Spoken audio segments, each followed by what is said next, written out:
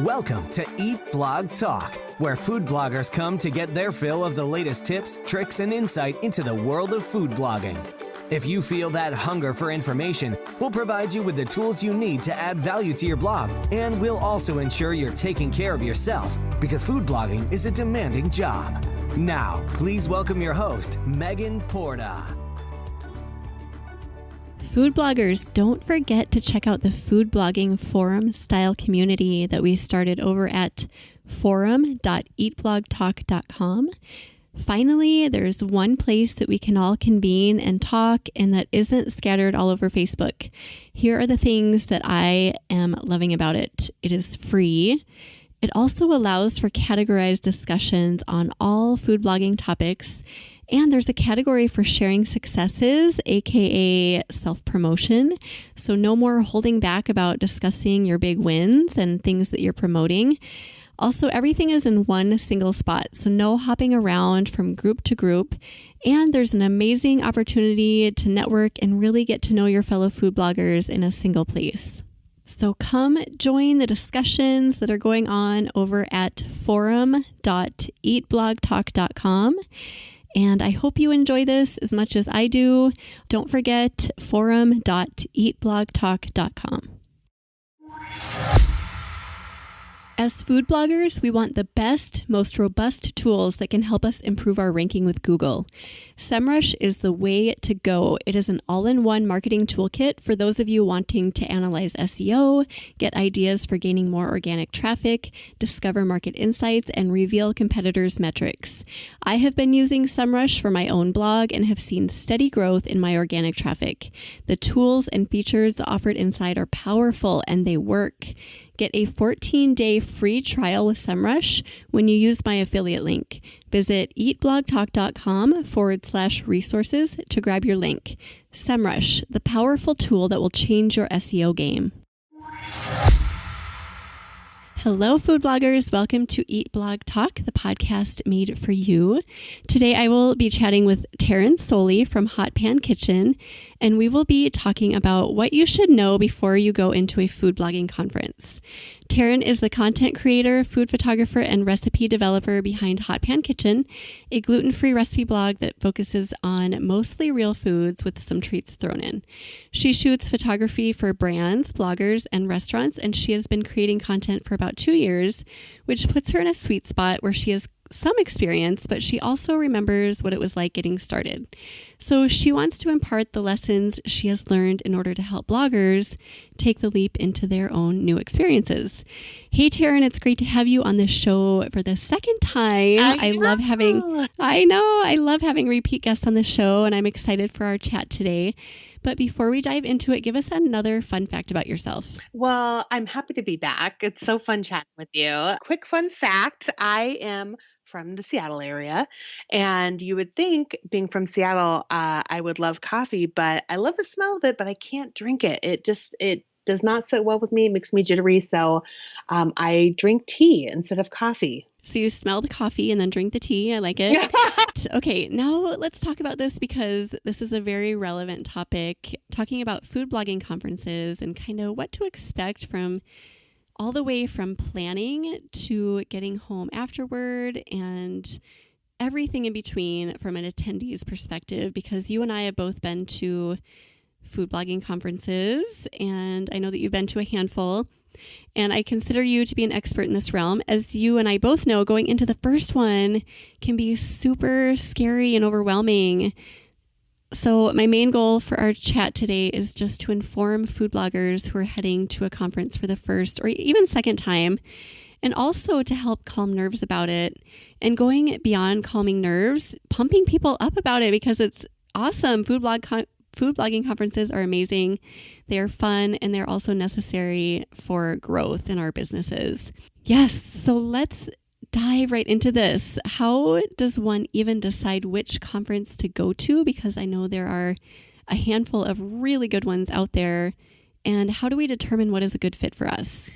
any food blogging conference, I think is going to serve you well. If you're a food blogger and there's a specific food blogging conference out there, then you're likely to get something out of it, right? Like that you're not going to go to a conference and just get nothing out of it because they're so helpful. And so I think for me, what it boils down to is what fits in your time frame, what fits in your budget. Do you know anyone who's going? Like, have you heard feedback about conferences? All of those things are things to take into consideration. Yeah, and location too. I think like starting out, if you haven't been to one, maybe just scope some out that are within driving distance and starting there. If it's like a really scary, overwhelming thought that I can't afford that or I couldn't possibly get on a plane to go across the country, just starting with what's around you. Yes. And maybe going from there. And there's a lot of smaller conferences, and some of them might not even be food blogging, but like influencer or, well, what is that? WordCamp, I think, which is kind of like a WordPress type. They have local ones, and I've heard that they're really good. There actually was one in Seattle just a couple weeks ago.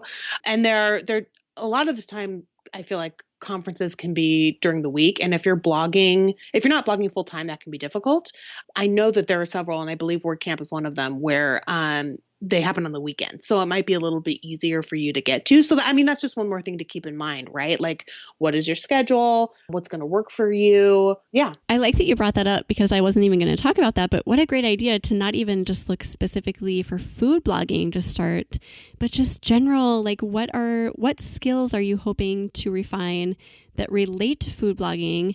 And there are also a ton of entrepreneurial, just general entrepreneurial blogging or conferences as well. So you can go and just meet people who are in the world, not necessarily niching in food blogging, but who are venturing out on their own and starting their own businesses. So that's a really good place to start. And what a great recommendation. I'm glad you mentioned that. Yeah. And I think too, some of that can even be beneficial to start there. That food blogging conferences are great. The ones I've been to have been amazing. The benefit, I think, of doing one that is still like not in your niche, but that's still going to benefit you is that you're going to expand your circle, right?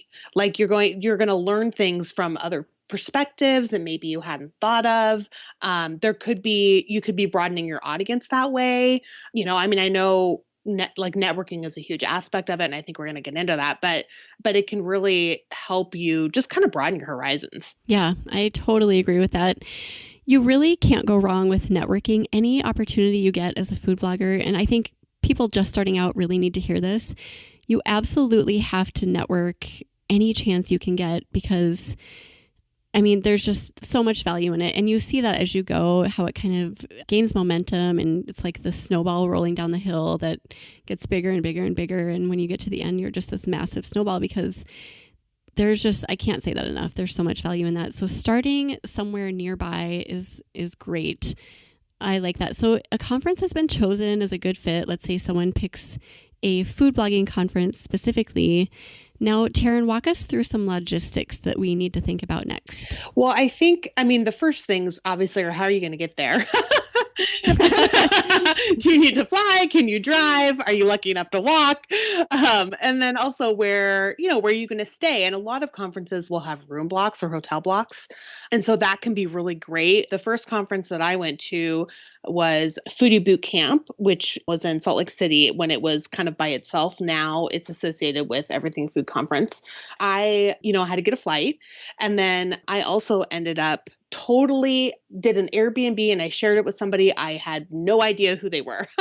It's a little bit of a leap of faith, I actually did that again when I attended Tastemaker this year. It was honestly one of the best things I did because you really, obviously when you're like living with someone or staying with someone, you really get to know them. And then you can kind of decompress together and like process the day together. And like, what did they really learn that was a big takeaway? What did you really learn that was a big takeaway?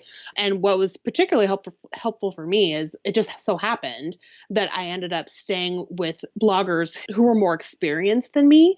So they were really able to like lend some, life lessons or, blogging lessons.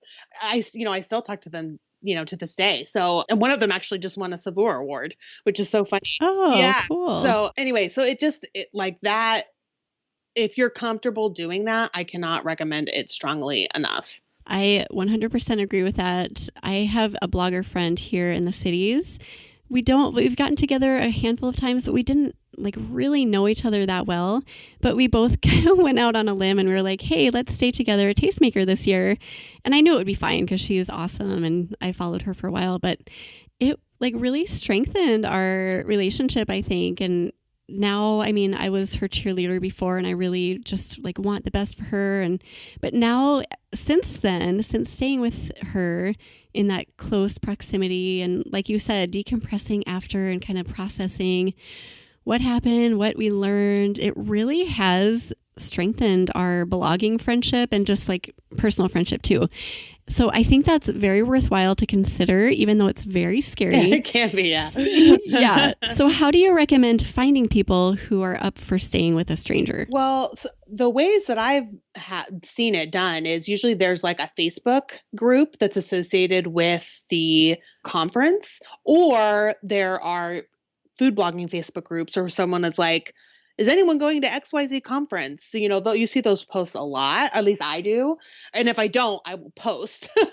Like at Tastemaker, there was somebody who posted in the Tastemaker conference group and was like, I got an Airbnb. It has this many spots. Let me know if you're interested. And I was like, yep, sign me up, And then for my first one, I don't know if there was a specific Facebook group or if it was a general Facebook group, but that's how I found both of them. And it was, you could see the person who was posting, you could see that they had a legitimate site, you know what I mean? So like, it wasn't just some like super, super random person who I'd never seen their face before. Cause it's a little weird, you're exchanging money. It can be a little uncomfortable, but it was so worth it.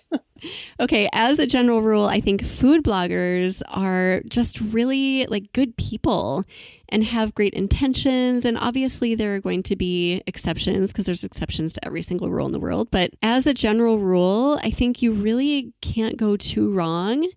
And if you follow someone anyway on social media, you get an idea, you get a feel for what kind of person they are, if they're trustworthy, if they're going to do something shady, you probably aren't following them anyway. So just following your intuition and maybe not staying with like the first person who you've never heard of, just kind of following your gut on that. Right. And I think too, there's ways, like if you're not comfortable with staying with somebody, and not everyone is, and that's totally fine.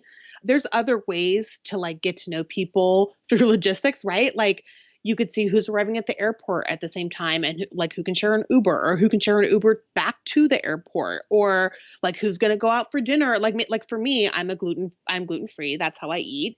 And I could, there's gluten-free Facebook groups, or I could just post in a regular Facebook group and say, who's also gluten-free that wants to go out to dinner on this night, because I'm going to probably have different requirements for a restaurant than maybe some other people. There's ways to, like we talked about networking, right? There's ways to network and really not even network, but connect with others through things you're going to need to do anyway. And I think Facebook groups for the specific conference that you're going to are a really great way to kind of initiate that thinking.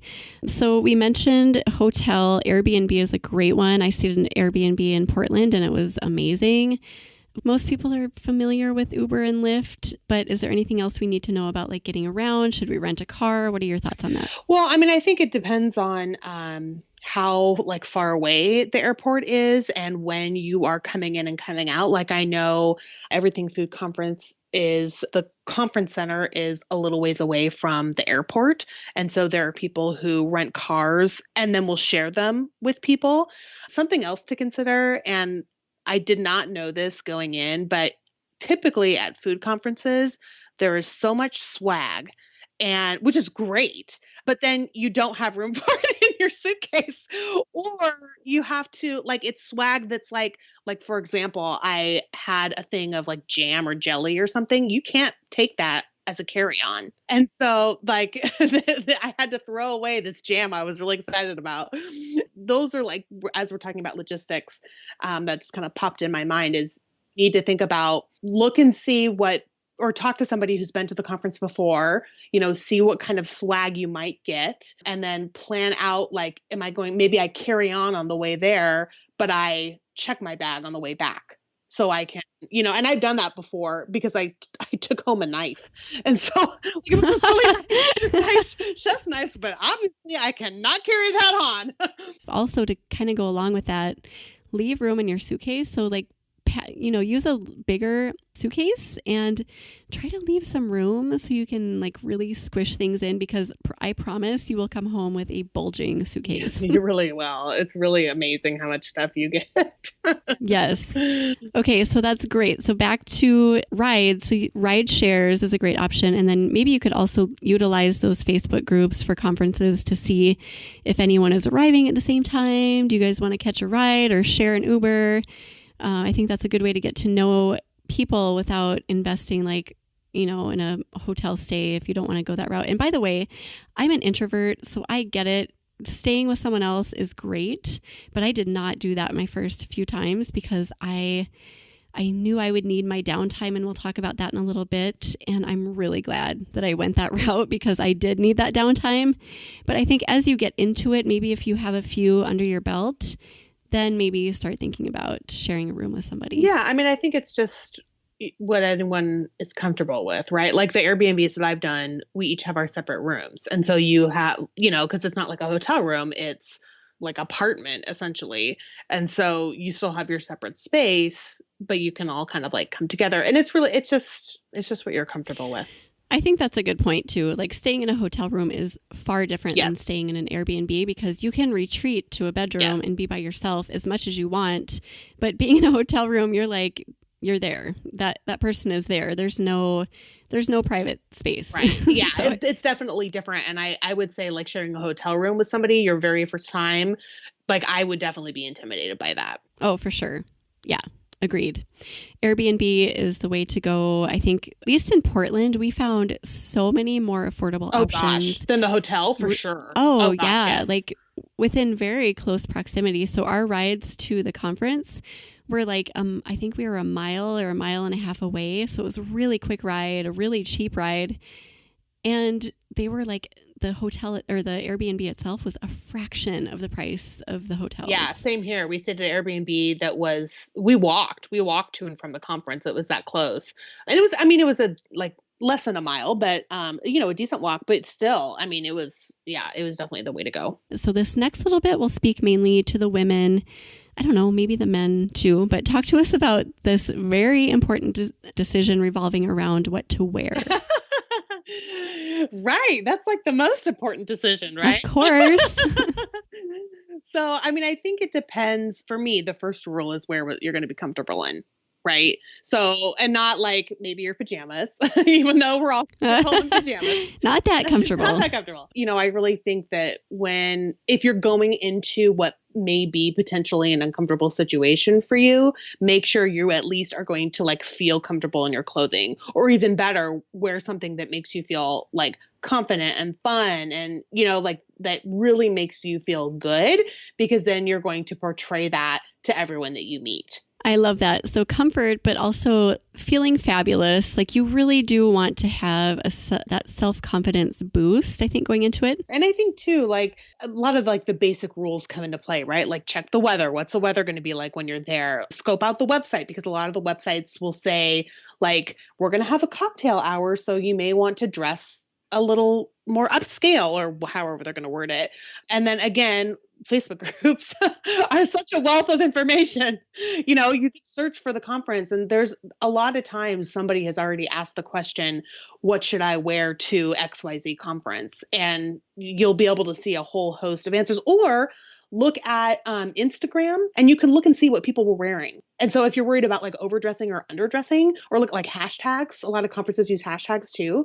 So you can look and see what people have worn and kind of like tailor, if you're worried about that, and tailor what you're wearing to that, style of dress. Also, I always do on at least one of the days, just a nice pair of jeans, right, a nice top, and comfortable shoes I'm really short, so I always like to feel a little bit taller. So I always wear like heels, but yeah, just something that looks really nice. Nothing that is going to make you feel like you're lounging at home, but you don't want to be like all decked out like you're going to an amazing ball or Right. something. And I think too, it depends on the conference a little bit because so the first one I went to, Foodie Boot Camp, was really almost more of a workshop. And so we were like, I was taking pictures for a full day and then, really almost for 2 full days. I dressed down a little more because I needed to be really comfortable and I was wearing, neutral colors and, I didn't want to like reflect onto my food. And I know several conferences will have like workshop days that you can pay to attend prior to the conference. And so think about that. Like, am I doing a workshop the day before the conference where I really am probably going to be in maybe like my black leggings and a black shirt so that I'm completely neutral if I'm taking photographs, I'm really glad you brought that up because I didn't even think to cover that. But yeah, if you're going to be moving around and if it's more of a workshop style or if there's a workshop involved within the conference that you're going to be involved in, yeah, you want to be comfortable. Maybe like a tight pair of jeans and high heel shoes wouldn't be ideal. So just consider all of that. That is a lot to consider, but bring some options too, and you can kind of feel it out. Like day one, go nicer than you think, and then feel out what other people are doing, what's comfortable. And then in addition to bringing those comfortable clothes and that make us feel fabulous, obviously, what are some other things that we should be thinking about? But what about like specifically for the conference? I think one of the things that I had not thought about at all that I was like, oh, I really should have brought these or made these was business cards, particularly if you're going to a conference where brands are also going to be or other people that you really want to connect with. So when I was at Tastemaker, one of the gals I was staying with had not brought business cards. And so she went and had them made at like a local print shop. And like, wow, I know, I was really, really impressed. And so she went and had them made at like overnight at a local print shop and picked them up the next day so that she could hand them out to brands. And I was like, oh, wow, that's really dedicated. That is dedication right there. Oh, I was so impressed. But when I went to my first conference, and I didn't really need it for my first one because it was more of a workshop, but like for when I went to Tastemaker, I'm going to Everything Food next in 2020.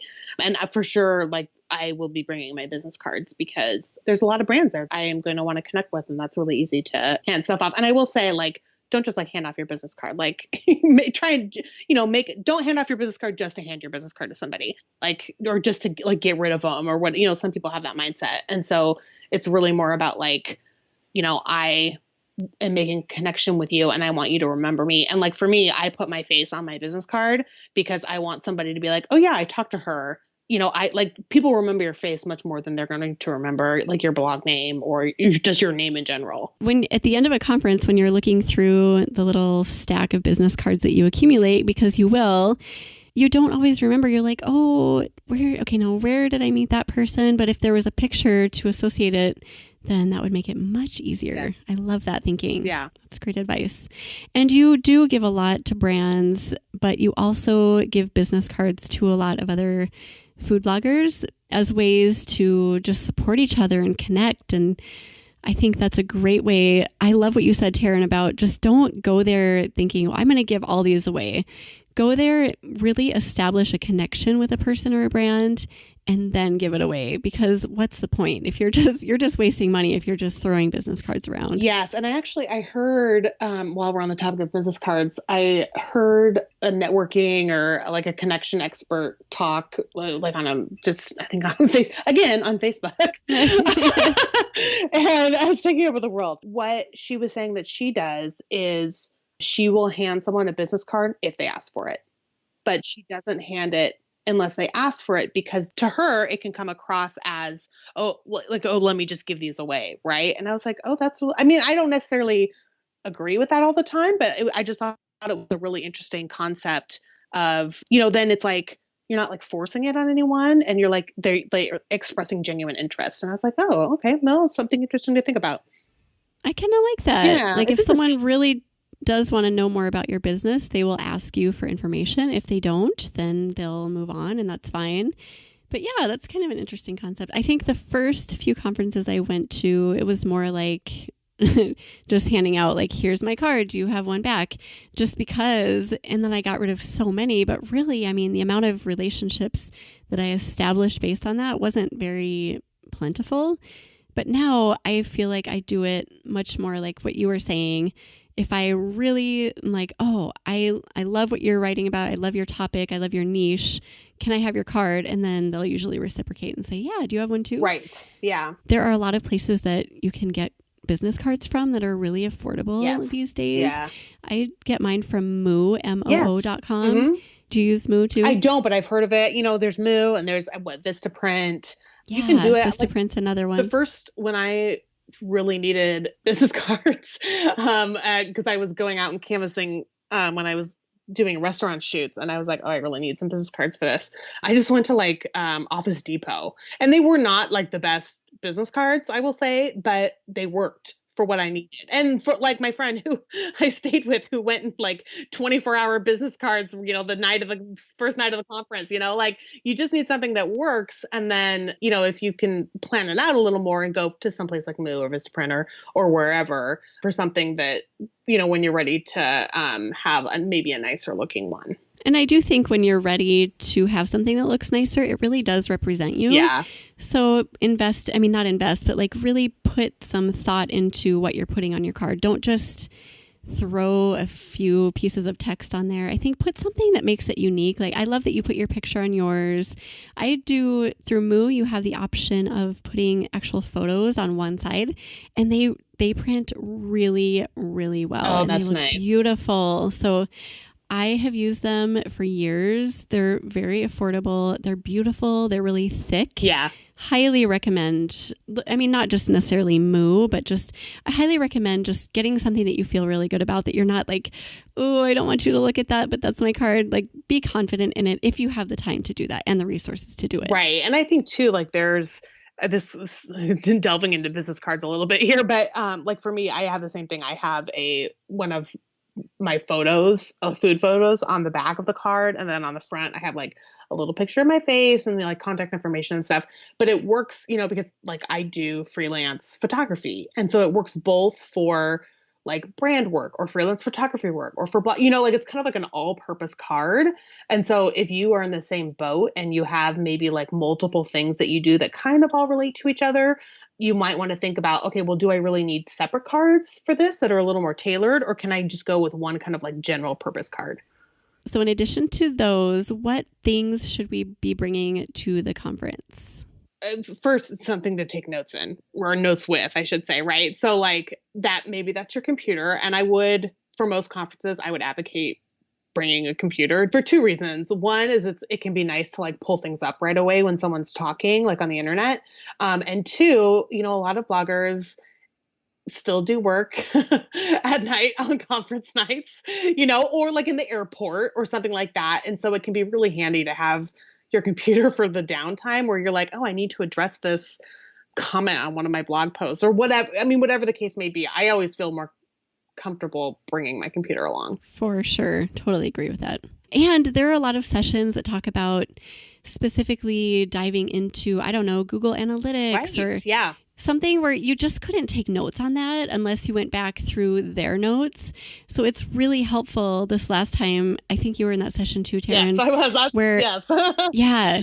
Where I would have been totally lost. I would have had no idea what he was talking about, but thankfully popped my computer open. I could follow along, and that really helped me remember it and retain it. Yeah, well, that too. And like, speaking of that session, like I had like a note-taking app. I use Evernote. I don't know if you've heard of that. Oh, yes. I have used that. Yeah. So and you could use the Google Doc too. I just happened to use Evernote that time, but I had Evernote open on like one section or like one, half split screen or whatever. And then I had my Google Analytics open. And one thing I will say about using a computer is that like the guy who was talking very fast. And I was like scrambling to like type out notes. And there's no way I could have done that if I was writing them. Like I needed to have that, like, because you have like autocorrect and you have, things. So if I type something, I can start just typing a word and it types out and I'm like, okay, let's go. Yes. Tab. Yeah. So, I mean, that is another benefit of bringing a computer. Yes, I Totally 100% agree. Yeah. What are your thoughts about bringing cameras? I have brought my camera to conferences in the past and I just never use them unless you're doing specifically a photo session or like a workshop. I personally feel like you don't necessarily need one. I mean, if you really want to and you're really into photography, but what are your thoughts on that? I agree with you. I think it depends on if you're taking a workshop or not. Like, are you flying or are you driving? Because cameras can be bulky and take up room. And so like for Tastemaker, this past year it was held Portland, and that is drivable distance for me. So I brought my camera and I brought it with me because I knew that there was going to be a couple of photography sessions where I really wanted to have it on me in case I needed it so I could get the most out of the session. I don't know that I will bring it with me for everything food because I'm going to be flying, and it depends on if I do a pre-conference workshop or not. But yeah, I think you just have to look and see like what are the sessions like, what is the trade-off of bringing it versus not. Like it's going to take up all this space, but maybe I really do need it. It depends. Okay, what other things should we bring to the conference? So this one, I would say, this was kind of a funny one, like a water bottle. And some places have them and that's fine, or you can just go get a drink somewhere. But I don't know. I always feel like I get so dehydrated because you're talking to people and like you're walking around maybe more than you're used to. I brought a water bottle to Tastemaker and then I left it back at the Airbnb and I was like, gosh darn it, I really wish I had it because I got really thirsty, and you don't want to feel dehydrated or gross or, like you want to be energetic, and, drinking water is going to help you do that. You do a lot of work and it is amazing how thirsty and hungry you get. So that kind of leads us to snacks, and every conference is different. And I know that being food bloggers, we usually do get given a lot of snacks and drinks, but it's not a bad idea to be prepared and to have your own. So what do you think about bringing snacks? Yeah, I mean, for sure. For me, I'm gluten-free, right? And so like I bring snacks pretty much wherever I go because I never know like what I might or might not be able to eat. And so for those with food allergies, they're for the most part used to that. But yeah, I would definitely recommend bringing, like more like higher protein snacks if that is like your deal, because it's busy. It's just like constantly busy, and they're usually, they build in time for food and stuff, but it's one of those things where you don't think it's going to be so taxing, and it is. And then all of a sudden you're like, I am so hungry right now. And you need something, to like help you like sustain through the day. So I would definitely recommend bringing snacks.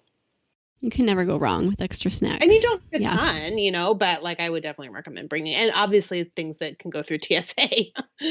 Sometimes I can get to a place like a conference or like a vacation or something and realize that I don't have any space on my phone. And then I'm like frantically deleting apps and pictures and like moving. So that's just something to think about too. If you're constantly using all of your phone space before the conference, just make sure you have enough, because you're going to want to take pictures.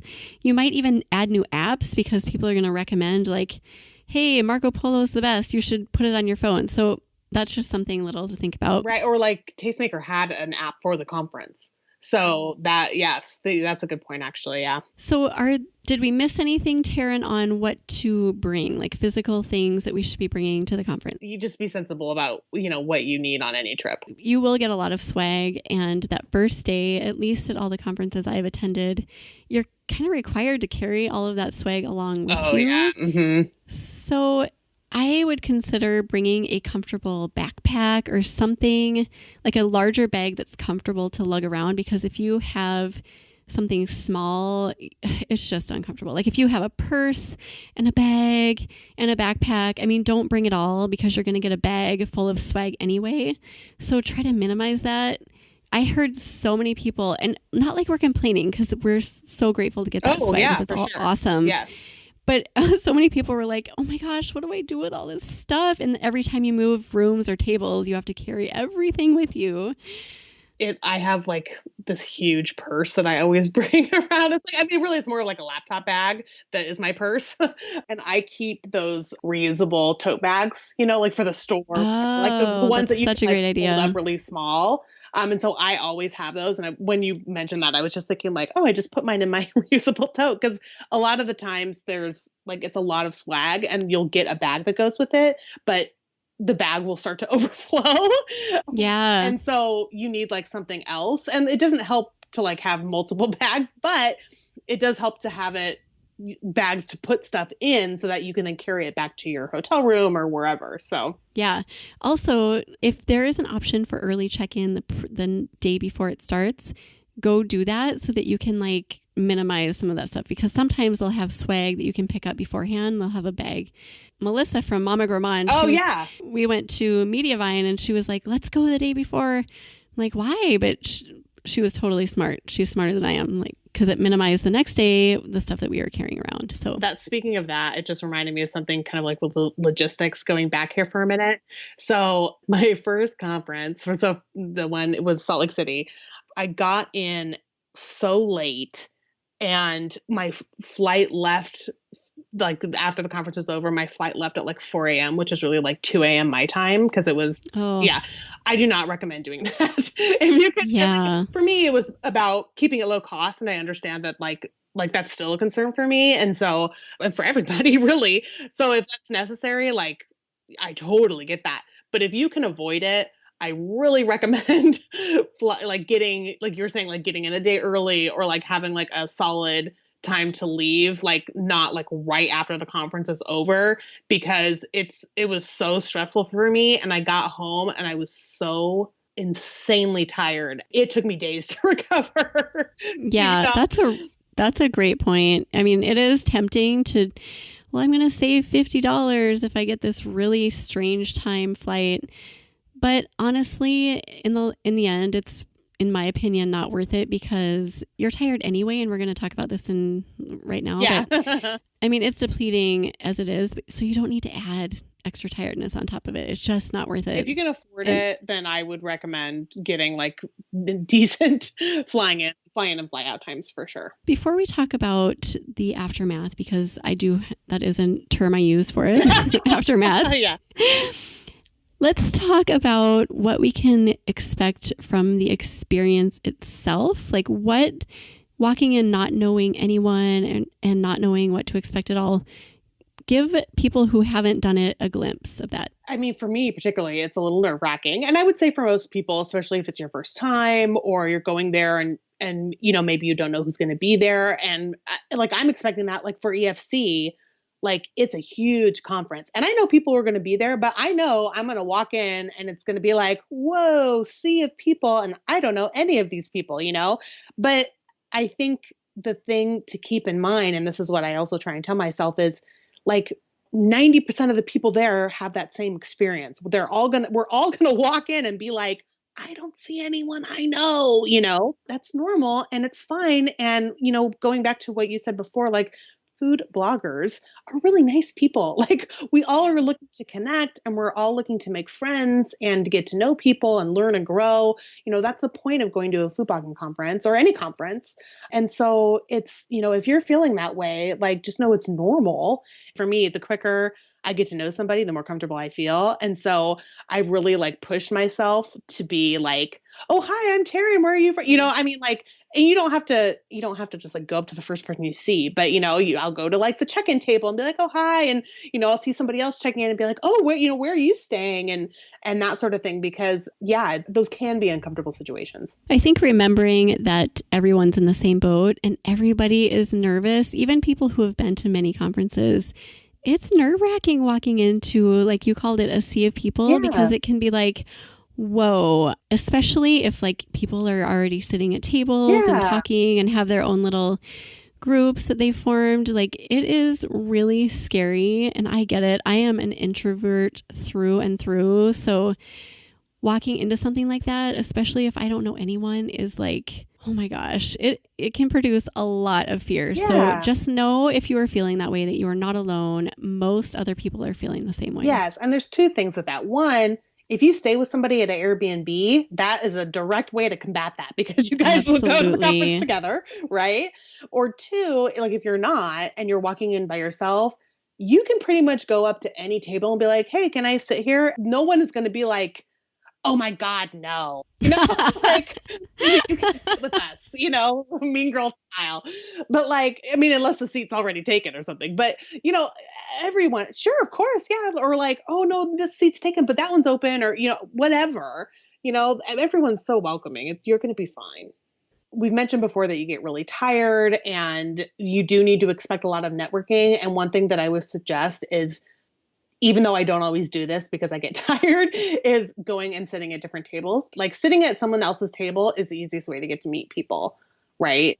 So if you can go, if that's a goal for you, and really it should, in my opinion, it should be a goal for everybody, because that's where you start to really connect with others and you can really learn and grow, is by meeting new people. And so maybe you just do it for one day and then you don't do it the next day, or whatever's going to work for you.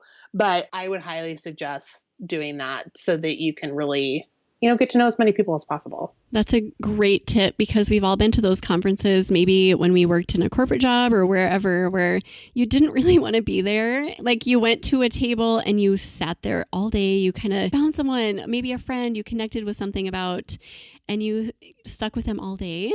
And that really didn't benefit your networking. But at that point, maybe you weren't into networking. But like you said, Taryn, networking should be a goal if you're going to a food blogging conference. So I like the idea of hopping around tables. I try to do that too. Even if you go with somebody, they are not going to be offended if you're like, I'm going to go chat with some other people. That is the whole point. So everybody's going to understand that. And really, like, I think everyone tries to do that. Yeah. And even if you go with somebody, like if you're, staying with a friend or whatever, like the two of you can go up to a table, and that is a little less intimidating, but that way you're both meeting new people, So, I mean, and however you want to do it is fine. But yeah, meeting new people, it can be practice for if there's brands at the conference, because that to me is even like more intimidating, is walking up to a brand and being like, oh, hi, I'm Taryn. Let me tell you about, my blog and myself, and, let's try and maybe form a partnership or relationship, or tell me about you or whatever, that can be more intimidating. And so maybe you practice by going up to tables and then you go for the brands, Yeah, that's great too. So talk to us just a little bit about approaching a brand. What do you think is a good strategy for just like introducing yourself, maybe going up and asking, tell me a little bit about your business? Like, what do you think we should start with? So I have a little tidbit about this. So what I did, particularly for Tastemaker, is I researched the brands that were going to be there, and I make sure the ones that I thought might be a good fit for my business, or like my audience would be interested in. I made sure I was following them on Facebook and Instagram, and I messaged them or emailed them and said, hey, I'm going to be at Tastemaker. I'd love to connect with you there. I XYZ connection, but, it's just a little blurb, see you in September. And so that way I had, and maybe they didn't read it, I don't know, but I mean, some of them don't, some of them, like, Yeah. it's like, a PR agency or whatever, but you never know. They might. And there were one or two who were like, oh, so-and-so is going to be there. They look forward to connecting with you. And so I already had, but like a touch point, right, with a brand. And so I could go up to that brand and be like, oh, hi, I'm Taryn. Oh, I messaged you on social media. I think so-and-so replied, and like, oh, where is Jennifer, or whoever, So you have a specific touch point to reference. And that, because like I get anxiety, I think most people probably get a little anxiety, particularly with meeting new people. And also when you're talking to somebody that might be like a business partnership. And so that really helps me to have a little bit of background, instead of just like flat out, I'm reaching out to you for the first time, or I just met you.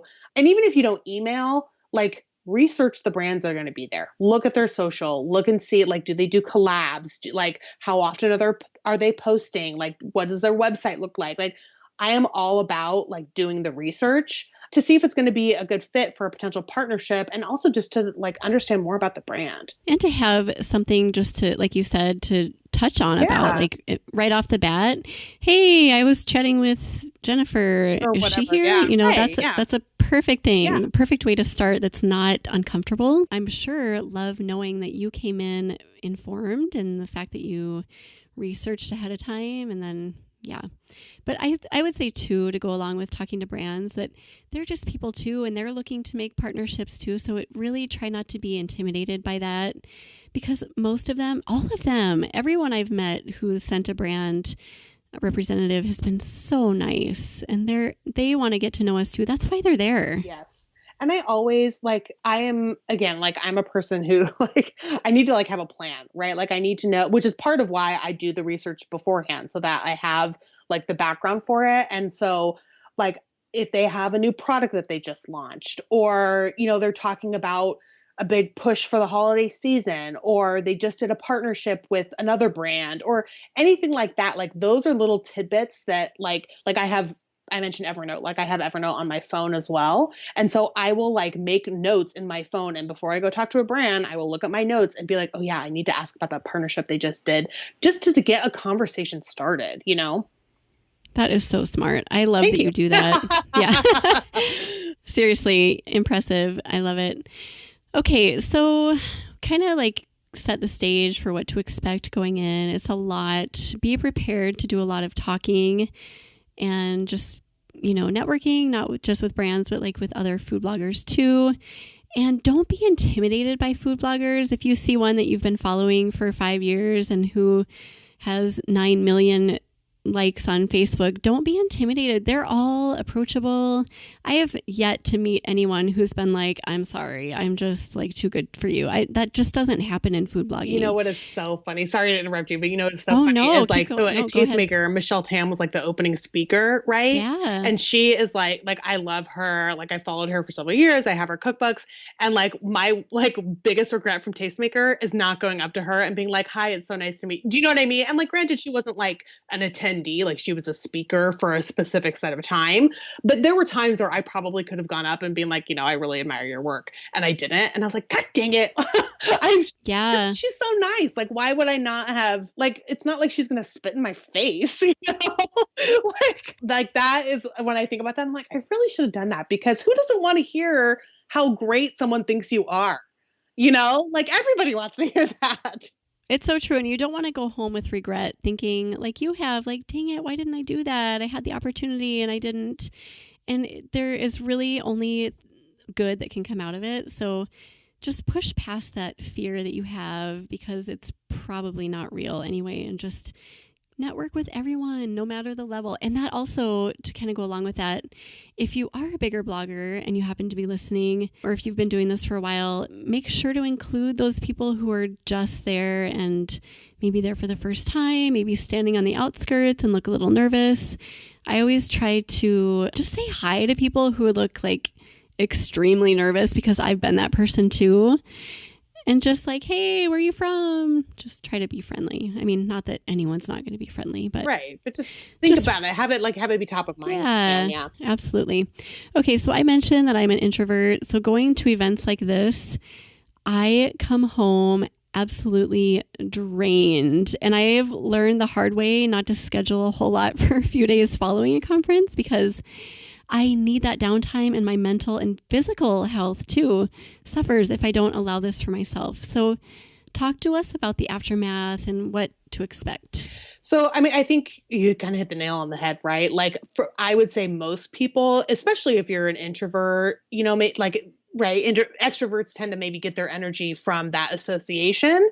But I also am an introvert, and I think most food bloggers tend to be introverts, honestly. You're spending all day taking photographs and on your computer. So, that's kind of introverted.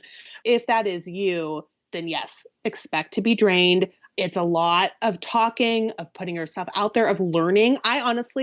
It reminded me of being back in college, where I was taking notes all the time, and it's just so much information, and it's great. It's so great, but it's a lot. And so you need that time to decompress, and that can be hard. I have twin 6-year, they just turned 6 this last week. Ooh, awesome. But yeah, I have twin 6-year-old boys, and when I come home, they're like, mommy, and I know that there's a lot of food bloggers who do have children, or maybe you have a whole herd of dogs who really want your attention. Same thing, right? As much as you can, try and carve out that decompression time, and just, yeah, you're going to need it. It is so true. It's I can't stress that enough, because you think I'm Superwoman, I'm amazing. And it's just smart, I think, to assume that you're going to be almost consider yourself to be sick. Like you need that sick day, because if you try to push through, I found that I actually make myself sick if I try to push through. So what I do is I just chill. I kind of like after try to absorb what I've learned, maybe look through my notes, but I don't try to do any real work. I don't really dig in. I don't schedule like a video filming day. I don't do anything like really big. I'm really gentle with myself a few days after. And that really pays off for me because it just can get really bad. But, like maybe an extrovert would be totally opposite. Maybe they'd be like, yeah, and that's great. But I do think that a lot of us are introverts. So I thought that was worth pointing out too. Yeah. It's hard because even though I'm so tired, I'm also really stimulated and excited about all the things that I just learned. Right. And I'm like, I want to implement all of these. Like I went to, yes. I went to an SEO retreat with Ty Kilgore, who he and his wife run EFC. Right. And that was like the most information I could have possibly processed in a day. It was like, oh my God, my brain was so tired. But I was so jazzed to like get home and like do all the things, but like I tried to do that and I just was like, womp, just dead. You really do need that decompression time. That's really good thing to point out too. I'm glad you mentioned that, Taryn, because you do get home just like more pumped up than ever. You're like, I can rule the world. I'm going to like do all of this stuff tomorrow that I learned.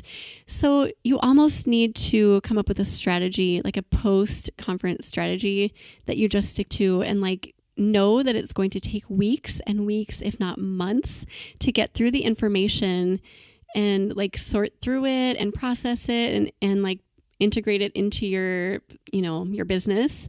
You can't do it all the next day. And I know that we think we can, but just know that you're going to come home with a head full of information and excitement. So just kind of sit on it a little bit. What I did this time, which was kind of a new thing for me. Yeah. On the plane, I took all of my notes that I had handwritten and I typed them so that they were fresh. Yeah. And I put them in my notes on my computer. And some of it, like if I wouldn't have done that, I would have forgotten about them. Just the act of typing them, refresh them in my mind. And then that's what I refer to. I'm still referring to that months later. I know. Yeah. So I didn't get home this time and think, oh my gosh, I have to do all this before I forget it. Just write really good notes. And a lot of people actually provide notes and slides after. So if you need to refer to those, but like they're you can always refer to those later. Well, and I too, like something I was thinking about what I'm actually going to do for EFC, because I didn't do this at Tastemaker and I wish I would have. And it kind of relates almost to what you're saying now is, I'm taking notes mostly on my computer, but what I'm going to do is I'm going to like in a separate document, do a task list and I'm going to just have it open. So that way, like as I'm taking because like sometimes there's notes that you want to take like just to remember, but sometimes it's like, oh, this is an immediate action that I can take when I get home. And that's what I'm going to put on my task list so that I have like specific things that I know I can go back and reference like a day or two after I get back that are like, oh yeah, I really wanted to remember to do this. So it like breaks it down a little bit. Yeah. And almost having like creating tiers, like an emergent task list and a can be done within a year task list and everything in between. Well, I think too, I wanted to be sure and say this, is like if you're going to a conference with brands, like that is one thing that I follow up on. Like that's the one thing I would say for me that if you're working with brands that like I follow up on like the next business day. Because sometimes, they end on like a Friday or a Saturday or something, but like on like that Monday or Tuesday, I am emailing those brands saying it was so nice to meet you. Like what are your marketing goals for the next quarter, or like what are you doing, in Q4 or whatever quarter you're looking at, because you want to make sure they remember you. And if you wait too long, they're not going to remember you. Or like they met like so many people, right? If you want to work with brands and there's a brand like you're really excited about connecting with further, then I would advocate, getting it all in a spreadsheet for one, or however you're storing like your pitches, and then reaching out like as soon as you're ready, as soon as you can. If you really do want to work with a brand, they're going to really appreciate if you reach out right away. It's just like a job interview. Like if you go to a job interview that you really want. It is a job interview. What are you going to, yeah. Yeah. What are you going to do? The next day, you're going to let them know that you really appreciated meeting them. You're going to tell them a few things that you remember. So that was great too. And then also to go along with that, keeping up with friends that you've networked with or new friends that you've met that maybe like you do gluten-free, Taryn. So maybe if you met another blogger who also has a gluten-free blog that you want to collaborate with or just want to like get to know more, I think within the next week after a conference, it's really good to just like, make sure you're following them on socials and maybe leave them a comment, send them an email. I think that's really good practice to get into. Yeah, too. and you get like a lot, like it, particularly at Tastemaker. I noticed that everyone like you have your phone out and you're like, oh, what's your handle? Let's follow each other. Like this, like that's almost in place of business cards. Like that's kind of. Some people do business cards, some people just do a follow, and that can be like there's still people who I talk to. Well, I met you at Tastemaker, but there's other people that I met who I'd never met before at Tastemaker. And we DM on Instagram, and one gal is promoting a video course, and just like all this sort of stuff. And so it's so beneficial to like keep that contact going. So I thought it would be good to end with a story, because I know that we both have walked into conferences feeling overwhelmed and scared and full of fear. So just to ease other people's minds going into this for their first time, sharing how scary it was for us and that it was all okay in the end. So do you have something to share? So I think for me, you're right. It's scary the first time. And for me, one thing that, and maybe this is more of a piece of advice than a story, but I heard from actually my business coach, who's Nicole and Dan Culver, nervousness or anxiety and excitement tend to stem from the same place in the body. And so if you can do a mindset shift and think of your nervousness instead as excitement, that can help you kind of like overcome the nervousness, right? And turn it into something that's a little more positive. Maybe that helps you then go and connect with somebody or, walk up to that brand that you're really wanting to connect with. Say, I'm not nervous about doing this. I'm excited about doing this. And that actually really helped me at the last conference. What a great tip. It's almost like you're tricking yourself. Like, you're capitalizing on those butterflies that might be coming from fear, but you can just tell yourself, this is not fear. This is excitement. Go for it. Okay, so Tastemaker, my first time, I was so afraid, and I don't know why. Looking back, it was like ridiculous, but when you're in it, you just feel that, and fear is fear, and it feels real. But the night before, so I had gotten in the evening before, and I had booked this hotel on, I think through Expedia, and it looked fine online, and I got there, and it was a total dump. I mean, like not just a dump, but it was scary, like a scary place. And so I sat in my room and I was like in tears. I called my husband. I was like, I just want to come home. And thankfully because I was seriously thinking about coming home, and he was like, just like, we'll find you another place to stay, but you're not coming home. You want to go there. You want to be there. So I had that support to just like push through, but it felt like it was one thing after another. Like after the hotel, something else happened. I realized I had forgotten like my deodorant or my hairspray or something. And like, okay, I just like everything looked like it was stacking up against me. Mm-hmm. And then in retrospect, I think it was just like almost like a test. I don't want to say a test, but like if I would have just listened to those fears and gone home, I never would have met the people I met and learned the things I learned. And that conference scaled my business so much in such huge ways. So I guess my story is just, you might be met with fears and things that happen to you that seem like you just want to throw your hands up and leave and not do it, but push through those, because I promise you there is goodness waiting for you in those conferences, because they are gold. They're super valuable. Yes, for sure. I totally agree with that. Wrapping up here. So I just want to say thank you for, first of all, you're the one that recommended this topic, which I think is amazing. So thank you for recommending it. Yeah, of course. Yeah, it's just something that you kind of assume that everybody knows, but they don't. Thanks for being here. Super valuable stuff. And I will put a list of favorite resources relating to everything we talked about today on Taryn's show notes page. And you can find those at eatblog.com/Taryn Solie. Do you want to spell your name for everybody? Oh, Taryn? Sure. It's Taryn, S as in Sam, Olie. Perfect. Tell my listeners the best place to find you online. So you can find me on my website, hotpankitchen.com, and then on both Instagram and Facebook as hotpankitchen.com. And I'm also on Pinterest as Hot Pan Kitchen. And if you're at EFC, find Taryn. Yes. She's amazing. Yes. All right. Well, thanks again, Taryn. And thank you for listening today, food bloggers. I will see you next time. We're glad you could join us on this episode of Eat Blog Talk. For more resources based on today's discussion, as well as show notes and an opportunity to be on a future episode of the show, be sure to head to eatblogtalk.com.